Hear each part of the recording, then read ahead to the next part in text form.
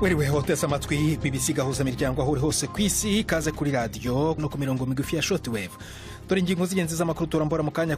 Umuryango w'abibumbye ushinja u Rwanda gutera urugomo mu burasirazuba bwa Repubulika ya Demokarasi ya Kongo. Mu cyegeranyo cyayo cyabonywe na BBC kivuga ko u Rwanda ngo rwagabye ingabo zibarirwa mu bihumbi gufasha umutwe w'inyeshyamba za M23 kurwana n'iza leta.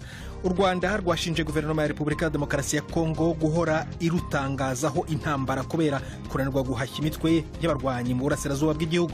Leta y'u Rwanda kandi iravuga ko idahangayikishijwe n'icyemezo cya guverinoma nshya y'Ubwongereza cyo guhagarika amasezerano yo kohereza abimukira basaba ubuhungiro mu Bwongereza kandi ko nta rudahatirwa gusubiza amafaranga rwahawe.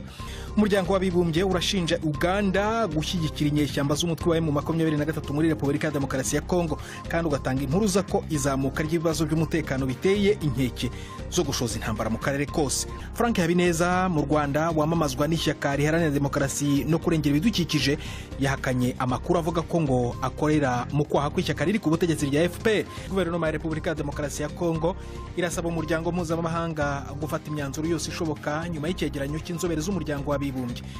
Turajya mu Rwanda hateganyijwe amatora rusange kuwa mbere y'ibikorwa byo kwiyamamaza birazarangira ejo kuwa gatandatu. Mu Burundi ho bamwe mu barimyi bipamba mu kibaya cya Gihanga n'abahitwa Imbo baravuga ko babayeho mu buzima bubi kubera kudahembwa ku musaruro wabo.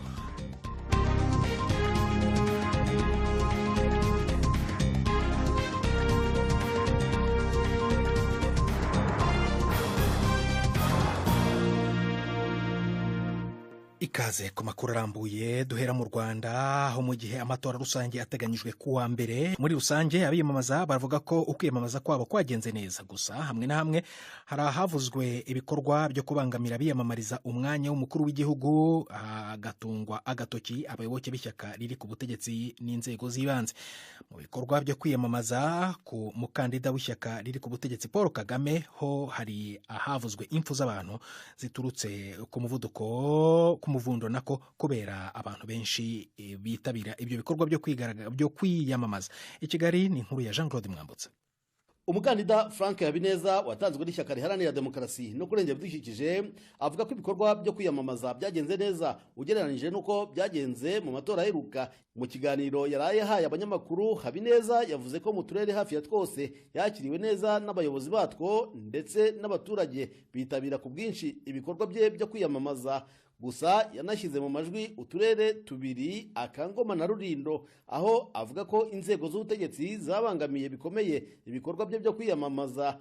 Muri utu turere Habineza avuga ko yagiye ahura n'abamamaza ishyaka riri ku butegetsi kandi ari we wari wasabye uruhushya.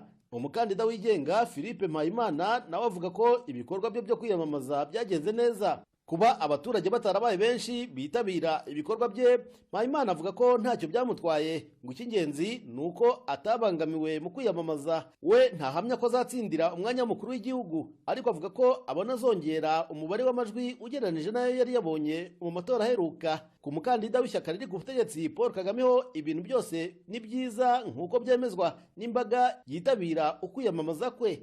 Abaturage bitabye ibikorane bye ari benshi cyane ku buryo hari naho bivugwa ko yagiye yegeranya abasaga 300,000.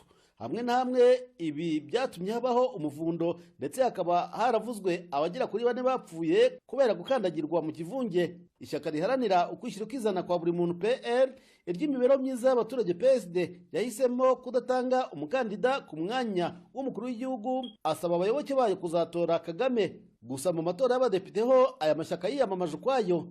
Bwa mbere umukandida wigenga yemerewe kwiyamamariza umwanya mu nteko ishinga amategeko, Janvier Nsengiyumva, avuga ko kwiyamamaza wenyine bitoroshye kubera mikoro cyane, ariko akavuga ko yumva afite icyizere cyo kuzahiga amwe mu mashyaka. Jean Claude Mwambutsa, BBC gahuza miryango, i Kigali. Tukiraho mu Rwanda kuri aya matora ibikorwa byo kwiyamamaza rero bikaba birimbanyije mbere uko bihagarara ejo. Kimwe mu bintu bigaragara ko bitandukanya aya matora nayo mu myaka yashize ni ikoreshwa ry'imbuga nkoranyambaga mu buryo bukomeye nk'uko mugenzi wacu Samba Cyuzuzo abivuga muri iyi nkuru. Ndishimye, iki kintu cya mbere numva ntegereje kuba nakora mu buzima bwanjye kikanshimisha kuba nagira uruhare mu gutora umukuru w'igihugu. nzaba numva ndi umuntu urenze kuko nzaba natoye. Mutoni Sylvia w'imyaka 20 ni umwe mu rubyiruko rugera kuri miliyoni 2 rugiye gutora bwa mbere mu Rwanda, aho abantu miliyoni 9 bose hamwe bazatora 42% n'urubyiruko, umubare munini wa mbere mu mateka y'amatora mu Rwanda. Mu bikorwa byo kwiyamamaza no gukangurira abanyarwanda amatora, ikintu kiri kwerekana itandukaniro n'amatora yabanje ni ikoreshwa ry'imbuga nkoranyambaga mu rubyiruko, nk'uko umusesenguzi wa politike Ismail Buchanan abivuga. Iyo tugiye nko kuri itangazamakuru rya social media ryariyongereye ku bwinshi, ariko ikindi nongeraho kuri ibyo ni umubare nkeka ko wiyongereye urubyiruko ruzatora muri kino gihe. Ari naho mvuga ngo uruhare rw'urubyiruko muri aya matora birakwereka urubyiruko ruri inyuma y'amashyaka, uburyo rutanga amatangazo, rutanga ubutumwa, bikwereka neza ko urubyiruko noneho rwarugize ibyabo. Komisiyo y'amatora yakoresheje imbuga nkoranyambaga n'imvugo urubyiruko rwiyumvamo mu gutangaza gahunda z'amatora. Ibi byatumye urubyiruko rwinjira mu bikorwa bya politike n'amatora kurusha mbere, nk'uko bivugwa na Eric Ndushabandi, umushakashatsi akaba n'impuguke muri politike. Ya miyoborere igira impact ku muntu ku giti cye barayibona, bafite imiyoboro digital space na social media zibafasha kureba ahandi uko bimeze, ibafasha kugira civic engagement na political engagement iri hejuru kuruta 2003 uko bigenda bizamuka. Mutoni Sylvia asanzwe akoresha cyane TikTok. Muri iki gihe cy'amatora ntabwo yacikanywe, kandi birimo kugaragara mu rubyiruko rwinshi mu Rwanda. Ngiye birimo kwera wenda social media ko akunda umuntu akora utuvideo kuri TikTok tw'indirimbo za trending nziza. Ikindi byaranamfashije kumenya niba natora, namvishe niho umenyera ko imyaka 18 yemerewe gutora kuzamura. Social media yaradufashije cyane kuri no nshuro kabisa. Social media yagize uruhare runini muri campaign. Amatora ateganyijwe kuwa mbere, aho bazatora perezida n'abagize inteko ishinga amategeko. Ku nshuro ya mbere mu Rwanda bazaba batorewe ku munsi umwe. Samba Cyuzuzo, BBC Gahuza Miryango, i Kigali. Umuryango w'abibumbye ushinja u Rwanda gutera urugomo mu burasirazuba bwa Repubulika ya Demokarasi ya Kongo. Mu cyegeranyo cyayo cyabonywe na BBC kivuga ko u Rwanda ngo rwagabye ingabo zibarirwa mu bihumbi gufasha umutwe wa M23 kurwana n'ingabo za Repubulika ya Demokarasi ya Kongo. Inkuru ya Richard Kago muragizwaho na Florentine Kwizera. Umugwi w'abahinga wararitswe n'inama nkuru y'umutekano y'ishirahamwe mpuzamakungu umenyesha yuko ingabo z'u Rwanda zaterereye uburyo mu bijanye n'ubuhinga ndetse no gufasha ku rugamba bagwanye. Abo bahinga bavuga yuko kwifashisha ibikoresho vya gisirikare biteye imbere cyane byafashije abagwanyi gutera no kwifatira ibice binini by'intara ya Kivu ya ruguru uyu mwaka. Ico cegeranyo kivuga kandi ku bikorwa byo kuvogera cemeza yuko vyakozwe n'ingabo z'u Rwanda zajabutse urubibe zikinjira muri Kongo. Abo bahinga bavuga yuko izo ngabo zaciye zinjira muri iyo ntambara. Umuhari M23 urahakana iby'abo bahinga batangaje, ukavuga yuko ari ibyo kujuragiza no kurondera kuburizamwo utwigoro dukogwa mu kurondera gukemura ikibazo biciye mu nzira za politike. U Rwanda rwagumye ruhakana ko goba rufata mu mugongo abagwanyi b'umuhari M23. U Rwanda rwanenze cyane guverinoma ya Repubulika ya Demokarasi ya Kongo ruyishinja guhora irutangazaho intambara. Umuvugizi wa leta y'u Rwanda Yolande Makoro avuga ko kubera ko Kinshasa yabuze ubushake bwa politike bwo gukemura amage ari mu burasirazuba bw'igihugu, ihitamo ahubwo gushyigikira imitwe yitwaje intwaro itera inkeke umutekano mu karere. Inkuru ya Richard Kago muragezwaho na Jacques Nitegeka. U Rwanda ruvuga ko ruzakomeza kwirinda ibishobora byose guhungabanya umutekano warwo bivuye hanze. Ruvuga kandi ko ingabo za Kongo zitera inkunga imitwe y'inyeshyamba zirimo FDLR zakangishije guhirika guverinoma ya Kigali. Intara ya Kivu y'Amajyaruguru yibasiwe n'ibitero bya M23 kuva mu mpera za 2021, aho uyu mutwe umaze gufata uduce twinshi tw'intara. Kuwa mbere icyegeranyo cya ONU cyavuze ko ingabo z'u Rwanda zishyigikiye umutwe wa M23 mu ntambara urwana n'ingabo za leta ya Kongo, ariko izo nyeshyamba zarabihakanye. Tukiri mu Rwanda, leta iravuga ko idahangayikishijwe n'icyemezo cya leta nshya y'Ubwongereza cyo guhagarika amasezerano yo kohereza abimukira basaba ubuhungiro mu Bwongereza. Icyemezo cyo guhagarika aya masezerano cyafashwe na Minisitiri w'Intebe mushya w'Ubwongereza Keir Starmer ku munsi we wa mbere akimara kujya ku butegetsi. Starmer yavuze ko aya masezerano amaze gutwara miliyoni zisaga 310 z'amapaundi yashyizweho na guverinoma yasimbuye y'aba Conservatives ari mu magambo ye bwite yapfuye akanahambwa, kandi ko ngo ari imikino ya politiki idatanga igisubizo gifatika ku kibazo cy'abimukira baza mu Bwongereza mu buryo butemewe n'amategeko. Navuganye na Alain Mukurarinda, umuvugizi wungirije wa leta y'u Rwanda, uvuga ko leta kandi idafite n'inshingano zo gusubiza aya mafaranga. Ntangira mubaza uko babyakiriye. Ni icyemezo tugomba kubaha guverinoma y'u Rwanda, kuko guverinoma y'u Rwanda ntigomba kwivanga mu byemezo bifatwa na guverinoma zindi. Turacyumva tukacyakira gutyo uko cyafashwe, nta kindi rwose turenzaho, uretse yuko ntabwo byatunguranye kuko biyamamaza bari barabivuze bati nitugera ku butegetsi hari amasezerano turumva tutazashyira mu bikorwa. Ku bijyanye n'amasezerano mwari mwaragiranye, ibyo ari byo byose hari ibikorwa byari byaratangiye gukorwa nko kubaka amazu abo bimukira bagombaga kuba bazajyamo, bizagenda gute? Ubwongereza nibwo bwasabye u Rwanda yuko bafatanya kureba uko ikibazo cy'abimukira cyakemuka. U Rwanda rurabisuzuma rusanga nta kibazo, kuko n'ubundi rusanzwe rubifite mu muco wabwo, mu myumvire y'Abanyarwanda yo gufasha uri mu karengane. Nguko twakira abavuye muri Libya, muri Afghanistan, muri Sudani, ndetse ntiwibagirwa ko tunafite impunzi zirenze 120 hano ziva mu Burundi ndetse muri Repubulika ya Demokarasi ya Kongo. Nahabanye kuri icyo kibazo uvuze, ugeze neza no kukibaza. Ibyo minisitiri w'intebe w'Ubwongereza yatangiye avuga ngo amasezerano ngo yapfuye yahambwe adashyizwe mu bikorwa. Aho ngaho yaribeshye cyane, kuko amasezerano yatangiye gushyirwa mu bikorwa aho amafaranga yagenwe, yatanzwe kandi agakoreshwa icyo yagenewe. Hari mu Bwongereza aho bavuga ko impamvu nk'uko bivuze mu mvugo y'Icyongereza nyine was dead and buried, nta bimukira na bamwe baje muri iyo gahunda mu Rwanda. Ntabwo amasezerano niba batanabyumva neza babisobanuze, atangira ari uko umwimukira wa mbere aje mu Rwanda. Amasezerano yatangiye gushyirwa mu bikorwa, bohereza amafaranga nk'uko biteganyijwe, kugira ngo abo bantu bazaze bafite aho bakirirwa nk'uko amasezerano yabiteganyije. Kuri cya kibazo nayo nkubajije, ubwo aho mwari mwatangiye kubaka bazakirirwa hazajya iki, bizagenda gute? Aho ngaho hatangiye kubaka, ndagira ngo maze nibutse yuko mbere na mbere aya masezerano ntiyigeze ateganya yuko niba amafaranga agomba kugaruka cyangwa atagomba kugaruka. Ibyo ntibiteganyijwe. Bivuze ngo ushaka no kuyaka ugomba kugira icyo ushingiraho kiri mu masezerano.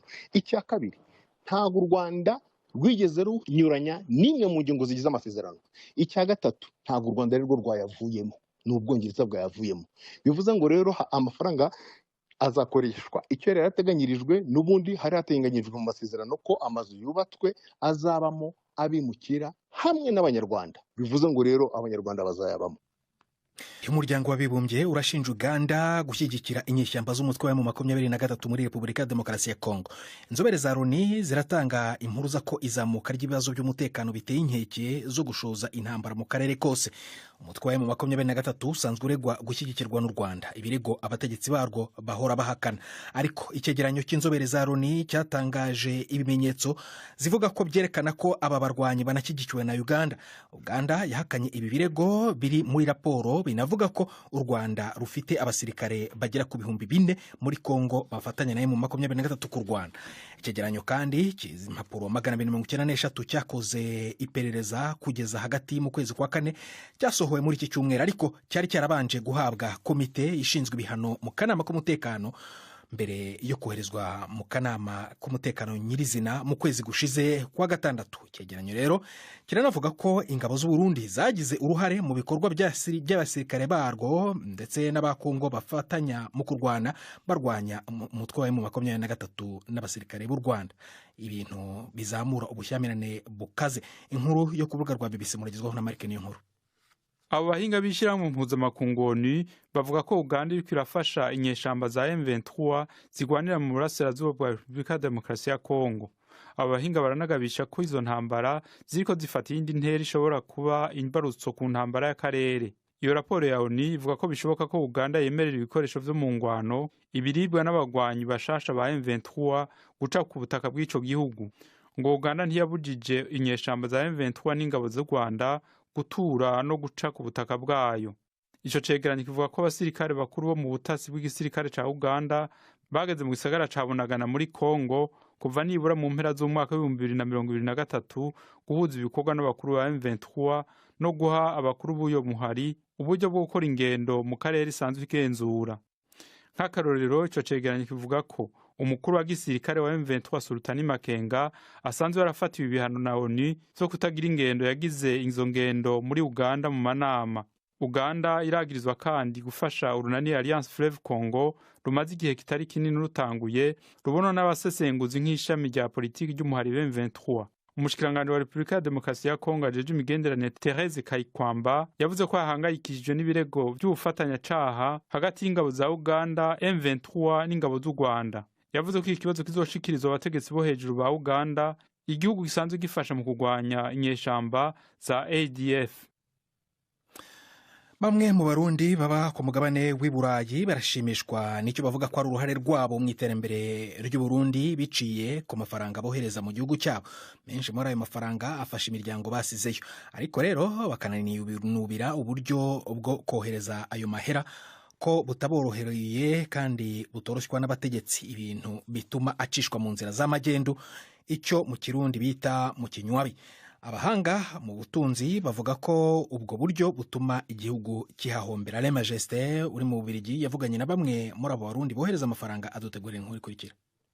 Etienne Ndikumana ni Umurundi aba mu gisagara ca Mukron, ni mu majepfo y'igihugu c'u Bubiligi. Uwo mugabo w'imyaka 47 asanzwe akora akazi ko kunguruza ingenzi mu mabisi manini. Avuga ko n'abagenzi we naho bari kuri metero birenga 7,000 uvuye mu gihugu cabavyaye agatima kagiterera aho bataye uruzogi, ari naco gituma igice kimwe c'agashara bakirungika iyo bamuka mu Burundi, yamara kanegura ko batorezwa mu kurungika amafaranga mva makungu. Ugereranije rero nta urungika amafaranga ari munsi y'ibihumbi 2 by'amayero ku mwaka, uwo nuwa make kuko hari n'abashikana ibihumbi 10 ku mwaka. Rero cugwiza n'ibihumbi by'abarundi bari Buraya usanga ari amahera menshi cyane. Ikibabaje nuko kwikora kubakorera mu kinywabi kuri marché noir, kuko igiciro ca banki nkuru kiri hasi ugereranije n'abatuvunjira bakorera mu kinywabi. Ivyo biremezwa n'abasanzwe bakora umwuga wo kurungika ayo mahera mu Burundi. Justin Bizabigomba akora umwuga i Buruseli ku mugwa mukuru w'Ububirigi. Ufatiye ku biharuro urabona ko bayarungika ari benshi. Uravye ku kwezi turashikana nk'ibihumbi nka 90 by'amayero. Muri Kigarama mu minsi y'imisi mikuru ya Noel n'ubunane barashobora kurungika, uharuye ugasanga bararungitse nk'ijana, uyashyize hamwe ugasanga ni nk'ibihumbi 110 by'amafaranga y'amayero. Urumva se amafaranga make. Josephine Johnson Nkuzimana ni Umurundikazi aba mu gihugu c'Ububirigi imyaka itari mike. Nawe nyine asaba abategetsi b'u Burundi guha agaciro abarundi baba mu mahanga, gutyo nabo baheze batere mu iterambere irama ry'igihugu. Diaspora zose zirafise ico zifasha mu gihugu iwabo, kubera abantu benshi babiburaya bararihira amashure nk'abantu bari iwabo mu bihugu vy'iwabo, barakora business. Ivyo ni ibintu bigenda birahinduka uko imyaka igenda. Ushitse uri mu nzu ushika ata mpapuro uronka, ushika kubanza kurondera amahera, kandi kenshi yaronse uragira ico ukoze iwanyu, uragira ico uhinduye, igihugu cy'iwanyu kigashobora gutera imbere. Nabenga mu by'ubutunzi bavuga ko hakira gahaze naho abarundi bijukiye kurunka amahera atari make mu Burundi. Godefroid Bigirimana ni umuhinga mu by'ubutunzi muri leta y'Ububirigi. Kubijanye n'iterambere no gutanga akazi amenyesha ko Burundi buhatakariza byinshi. Ikibazo cerekeye kurungika amafaranga mu gihugu cabo, koko nk'ayandi madiaspora yo mu bindi bihugu barungika, ariko ibiharuro vyerekana ko Burundi tukiri inyuma gatoyi. Ibice ni 1% vyerekeye ubutunzi bwose bw'igihugu, mu gihe ivyo bice biharurwa muri 8%, muri Senegal 5%, muri Nigeria n'ahandi n'ahandi. Abahinga benshi berekana yuko aya mahera arungikwa vino cane ya diaspora yo muri Afrika niyo mu Burundi dahaze ashikira hanini imiryango yabo, nabo bakayakoresha mu vyerekeye gusuma, kuriha amahera y'ishure, ntibayatumbereza hanini mu bintu bijanye no kudandaza no kugira ico ni cambere. Ica kabiri nuko gushika ubu nta politiki iboneka neza yo kwegeranya ayo mafaranga kugira igihugu gishobore kugura imiti, gishobore kugura kabira. Ica gatatu nuko ayo mafaranga arungikwa no kuraba nahaca n'amakano acamwo, kubera gushika ubu nta biharuro bitomoye neza bijanye n'ayo mahera agenda hari, kubera bayahanahana mu minwe hanyuma bakaca bayavunjisha kuco bita marché noir. Ico gihe rero l'impact irashobora kugabanuka gatoyi, kubera hari naho abantu bamwe bafise amarundi menshi baca bagenda kuyagura, baca bayabika kugira ngo babike ifaranga ryabo mu ifaranga ryo hanze, ukaca usanga kuvyerekeye ubutunzi bw'igihugu nta impact nini ya ayo mafaranga agize. Ibiharuro vy'igisata ca ONU cabimukira OIM ishami ryo mu Burundi vyerekana ko mu 2023 gusa abarundi b'amakungu barungitse imiliyoni 47 z'amadolari y'abanyamerika, ayo nayo akaba ari munsi y'igice kimwe n'ivy'600 vy'amahera leta ikoresha. Uburundi bukaba buza ku rutonde rwa nyuma mu bihugu vyo mu karere ka Afrika y'ubuseruko busanzwe buhurukiyemwo inyuma y'igihugu ca Sudani y'Epfo. I Buruseli mu Bubiligi, Alain Majesté Barenga. Guverinoma ya Repubulika ya Demokarasi ya Kongo irasaba umuryango mpuzamahanga gufata imyanzuro yose ishoboka nyuma y'icyegeranyo cy'inzobere z'umuryango w'abibumbye. Icyo cyegeranyo kivuga ko u Rwanda rwohereje ingabo ibihumbi n'ibihumbi kujya gufatanya kurwana n'inyeshyamba za M23. Kivuga kandi ko ingabo z'u Rwanda zahaye izo nyeshyamba ubufasha mu rwego rwa tekinike no kuyobora imirwano, ku buryo byafashije uyu mutwe kongera ibitero no kwigarurira uturere twinshi mu ntara ya Kivu y'Amajyaruguru mu ntangiriro z'uyu mwaka. Inkuru ya Emery Makumeno muragezwaho na Jacques Nitegeka. Itangazo ry'umuvugizi wa leta ya Kongo risaba icyo ryita ibihugu byose bishyira mu kuri abakunda amahoro n'ubutabera ndetse n'amahanga muri rusange gufatira u Rwanda n'abayobozi barwo ingamba zikaze mu rwego rwa politiki, ubukungu n'ubutabera. Itsinda ry'impuguke z'umuryango w'abibumbye kuri Kongo rivuga ko abasirikare b'u Rwanda 4,000 bambutse umupaka kandi ubu bakaba bakorera mu ntara ya Kivu y'Amajyaruguru mu rwego rwo gushyigikira umutwe wa M23. Ibi akaba ari ibirego u Rwanda ruhakana. Leta ya Kongo ntacyo yavuze kuri Uganda, nayo impuguke z'umuryango w'abibumbye zishinja gushyigikira inyeshyamba zo mu mutwe wa M23 mu bijyanye n'ibikoresho no kuzorohereza amayira. Ibi birego Uganda nayo ikaba ibihakana. Imirwano hagati y'abahanganye mu burasirazuba bwa Kongo yatumye abantu batari munsi ya miliyoni 7 bava mu byabo kubera intambara. Kongo rero ikaba ari ya kabiri nyuma ya Sudani muri Afurika mu kugira abantu benshi bataye ibyabo kubera imirwano. Dusubire mu Rwanda, aho umukandida wigenga mu matora ya Perezida Philippe Mpayimana avuga ko yifuza ko amatora ateganyijwe mu cyumweru gitaha yaba igipimo cyaho avuga ko abanyarwanda bageze muri demokarasi. Uyu mugabo utarashoboye kubona ijwi rigera no kuri 1% mu matora aheruka aravuga ko yizeye ko azabona amajwi arushijeho, kandi ko ngo nibitaba nabyo mu magambo ye ubutumwa bizaba bimuhaye buhari. Mu gihe yabatorewe gutegeka igihugu rero, Mpayimana avuga ko yiteguye kuvugurura imiturire, ubwubatsi bw'amazu, bukabungabunga ubutaka buto igihugu gifite. Naho mu bubanyi n'amahanga, Mpayimana avuga ko ngo yifuza ko Afurika ishyira hamwe ndetse ko ngo yanakuraho inzitizi zose zibuza abantu kwisanzura ku mugabane wabo. Ibindi tubibaza Jean Claude Mwambutsa wagiye mu bikorwa byo kwiyamamaza. Mu gihe hasigaye iminsi 6 ngo habeho amatora y'umukuru w'igihugu mu Rwanda, umukandida Philippe Mpayimana yavuze ko yifuza ko abanyarwanda bazagaragaza ko bazamutse mu myumvire. Kuri we ngo aya matora akwiye kuba igipimo cyaho abanyarwanda bageze bumva demokarasi nuko abantu bagomba gusimburana ku butegetsi. Ubwo yari mu kiganiro n'abanyamakuru, Mpayimana yavuze ko yifitiye icyizere ngo arumva azitwara neza mu majwi kuruta uko byagenze mu myaka 7 ishize. Ndashaka ko amatora azaduha igipimo cy'abanyarwanda imyumvire bafite kuri demokarasi. Nirongera nkabona 1% nabyo bizaba bifite igisobanuro, ariko je nifuza ko naba menshi kurushaho, ni nako bizagaragaza ko abanyarwanda batangiye kumva ko ubuyobozi buturuka mu bushake bw'abaturage. Nk'ubu dufite ubuyobozi twakuye ku rugamba rwo kubohora igihugu. Ibyo byinjiye bimaze kwinjira mu banyarwanda ko nta yindi nzira yindi yo kuba umuyobozi niba utarabaye muri FPR. Mu gihe yaba ageze ku butegetsi, Mpayimana yavuze ko yakwihutira kuvugurura imikoreshereze y'ubutaka, abubaka bagakoresha ubutaka bazirikana ko hakenewe naho guhinga, dore ko igihugu gifite ubutaka buto. Nko ku mujyi wa Bugesera ukareba ubutaka wubatseho ukuntu bwera, ndibaza nkavuga nti iriya nzu uwayiterura akayitereka hejuru y'iriya aho yabivuye nta kamaro hagera kurutaho. Aba komisiyoneri uzababaze umubare w'ibibanza bagurisha, ubabaze noneho ese ni imirimo ingahe mugurisha. Bigaragaza ko abantu bashaka kubaka, ntago bashaka guhinga. Mu gihe yaba ayoboye igihugu, Mpayimana avuga ko yakwihutira kuvugurura imibanire y'u Rwanda n'ibindi bihugu. Kuri we ngo Afurika yaba imwe, imipaka ntibe yo kwigizayo abasangiye umugabane. Naho ku miyoborere y'igihugu, Mpayimana avuga ko azashyira imbere ihererekanya ry'ubutegetsi kandi buri munyarwanda akumva ko nta muntu runaka wavukiye gutegeka cyangwa se uhejwe mu myanya runaka y'ubutegetsi. Mu Rwanda aho Frank Habineza wamazwa n'ishyaka riharanira demokarasi no kurengera ibidukikije yahakanye amakuru avuga ko akorera mu kwaha kw'ishyaka riri ku butegetsi. Cyakora ashimangira ko adashobora kwifatanya n'abo yavuze ko abashaka gusenya igihugu. Mu kiganiro yagiranye n'abanyamakuru, Habineza yavuze ko yiyemeje kuvugira abaturage nta gutinya, ndetse ko hari n'igihe yagiye ahura n'ibibazo kubera kuvuga ukuri kutifuzwa. Avuga ko ibikorwa byo kwamamaza byagenze neza mu gihe yaganiraga n'abanyamakuru, ariko ko ngo hari naho yabangamiwe n'abategetsi bo mu nzego z'ibanze. Inkuru irambuye n'umunyamakuru wacu i Kigali Jean Claude Mwambutse.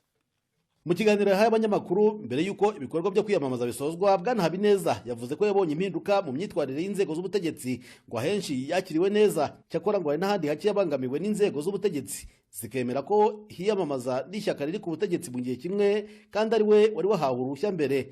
Muri iki kiganiro yavuze no kubamushinja ko yemeye kujya mu kwaha kw'ishyaka riri ku butegetsi, ko atari ishyaka ritavuga rumwe n'ubutegetsi nk'uko we abivuga. Kuri aba, Habineza avuga ko ijoro riba wariraye. Ngiye naje kuvugira abanyarwanda, nimushaka kunyirukana ibyo bitekerezo muzabizire nta kibazo. N'igihe ejo bundi vuga kuri impunzi zo mu Bwongereza byari binkozeho hafi kwirukana mu nteko, tuba turi ku muriro, abantu badashaka ko tutangaza tuvugira abanyarwanda. Noneho birambabaza cyane, mwebwe abo tubivugira mukaba muca inyuma mushaka kuduca intege. Abantu bafite ingengabitekerezo ya jenoside bashaka kudusubiza amacakubiri, bashaka kudusubiza mu curaburindi, nibo baba bashaka ko dukora politiki yo gusenya. Iki kiganiro cyavuze no ku mubano w'ibihugu by'akarere, aho u Rwanda rureba n'ingwe na bimwe mu bihugu birukikije, kugeza aho u Burundi bwafashe icyemezo cyo gufunga imipaka impande zombi zisangiye.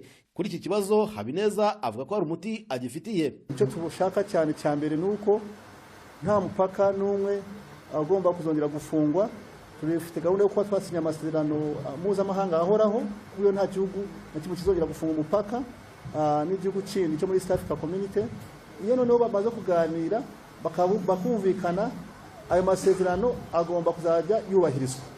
Niba batayubahirije hazajya habaho nibura ingaruka kuri icyo gihugu cyubahiriza amasezerano. Habineza umaze kugera mu turere 26 yiyamamaza kugeza ubu, avuga ko yabonye impinduka mu myumvire yabo asaba amajwi, ngo hari aho yatunguwe n'abantu benshi bitabiriye ibikorwa byo kwiyamamaza. Habineza akavuga ko yumva azabona amajwi menshi, ndetse akaba yiha amahirwe angana 55% yo kuba yatsinda aya matora, ndetse n'umubare w'abadepite b'ishyaka rye ukaba wazamuka cyane.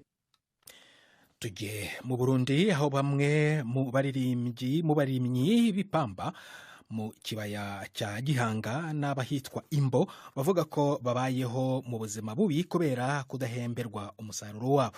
Aba bahinzi bemeza ko kugeza na n'ubu batarabona amafaranga y'ipamba bashoye mu mwaka ushize wa 2023, ibintu byabateye ubukene no kubaho mu buzima bubi baca inshuro.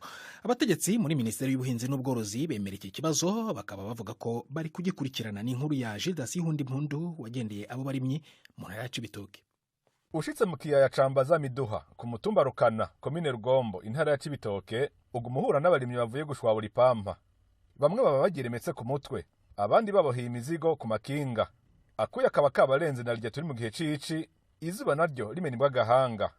Umuruho uragaragara ku maso. Bagenda mu migwi atavugisha uwundi. Ubabonye wo kwibaza ko ingorane bafise arizo zonyene. Yamara bamwe barakwija amezi 12 batararonsa amafaranga y'ipampa bashoye mu mwaka uheze. Jane Nduwayo na Niyonsaba barihebuye. Je no kuvuga ibanda yeteze wanje ntizirahembwa amahera. Serutse bambwira ngo zarahembwe kandi zose zikwiye ko bakazimpaye. Bambwira ngo amahera ngo yarasohotse muga ntumenye umuntu yatwaye amahera wariyo. Ubundi azicanye aho nindi pampa ndagimbuye, nubundi nzeshore na yambe ntarayaronka, numva kari kibazo. Dushora mu kwezi kwindwi mu matariki nka 25 gutera ku 8, batangira guhemba ku mwisho uko 8 mu ntango z'uko 9 gushika uno munsi ro kuva muri uko ku 9 ariko guhembwa ku mwaka uheze hari abatararonswa ayo mahera yabo. Aba banyagihugu bavuga ko iyi ngorane yatumye bisanga mu buzima butoroshe. Nk'uyu mwaka kugira abanyeshuri basubire ku mashuri twinjiye amadeni, kugira umuntu aronka gahuzu arindiriye ko azokwishura muri ya mahera bazoduhemba twinjiye ideni. Rero nk'utararonka urumva bashoboye no kumushira mu gasho kubera rya deni atararonka ngo agishure, kuko aguma amubwira ati we nakubwiye ko nzoguha kwipampa ntibarampemba, none irindi tugira turishore amubwira ati kwipampa. Nubwa mbere haciye umwaka wose hakiri habarimye bipampa batarahembwa. Byo bavyatumwe n'itunganywa ribi y'amafaranga hamwe n'uko ishirahamwe kojeruko rirabika igiterwa njabukamazi riherutse gutunganya ingene igikorwa co guhemba kigenda. Kare ngo catunganywa n'amakoperative y'abarimyi ubwabo, ngo ubu kojeruko ryazanye abakontabule batazi abarimyi b'ukuri, ngo bituma amafaranga amwe ahabwa abatari bo. Samuel w'imyaka 60 ishavu riraniga. Twarabaje none byavuye kuki ko twebwe kumbure twabikora kandi tutize kandi bikagenda neza. Mwebwe kumesha bakontabule bize baminuje mwahombye gute nimudusigure ko mwahombye bagaca badakubiduta ko twebwe ngo mwebwe nk'abakoperative ngo mufishe ngo inyene ngo munyuzura nk'abanywanyi bayo wewe wogira wowe wofashije ukanyura kaza kumwiba. Ico nicyo kitubabaza kandi nicyo dusaba ko ngo dufasha kugira ngo n'ubundi twebwe amakoperative twiyegerera umunzani nitwe tumenya uwashoye n'utashoye wariwe. None muri rusangi umurimyi w'ipampa abayeho gute? Felix amaze imyaka ririma. Umurimyi w'ipampa abayeho akenye ashomereye mbere ndetse n'inzara iriko kubera yuko udufaranga baduhereza ku kiro ni dukeya cyane. Ku kiro batugurira amajana 9. Igitenge cy'umugore nta kirimwo n'ipatara y'umuntu w'umugabo nta irimwo, udukoresho tw'abana urumva nta turimwo. Emwe nukuri nta kigenda kabisa. Twasaba yuko borwongera amafaranga bahora batugurira ko bakaduza igiciro bakaduha nk'ibihumbi nka 2 basi. Ikibagiwe cyo nta n'inzu wo kubaka mu ipamba. Mu kiganiro abashikiranganje bagiranye n'abamenyesha makuru hamwe n'abanyagihugu kwigenekerezo rya 2028 ruhesha umwaka, umushikiranganje w'uburimyi Prosper Dodiko yamenyesheje ko ingorane zose z'abarimyi b'ipampa azizi. Turiko turakora ibishoboka byose kugira ngo ako gahembo kabene gihugu kaboneke vuba. Turiko turakorera no ku giciro, ivyo rero byumvikana neza yuko ubu tugiye gusaba kubiharura turabe koko amahera agurishwa ipampa yuko agaruka agasahiriza umwene gihugu. Turabemereye yuko duhejeje kubiharura tuzobagira nk'abandi barimyi barima ibindi biterwa, igiciro kikaba igiciro gikura kuya umurimo. Uko imyaka igenda niko abarimyi b'ipampa bagenda badebukirwa. Indiyane zitandukanye Burundi bwaciyemo muri kahise, izimba ry'ubuzima, guhembwa nabi n'igwirirana ry'abantu vyatumye bagenda bahiba ico giterwa buke buke bagisubiriza n'umuceri, ibigori, ibijumbu, imyumbati, amasaka n'ibindi. Amatongo yahoze agenewe iki giterwa yaragabanutse cyane kuva ku mahegitari 9,000 gushika ku 3,000.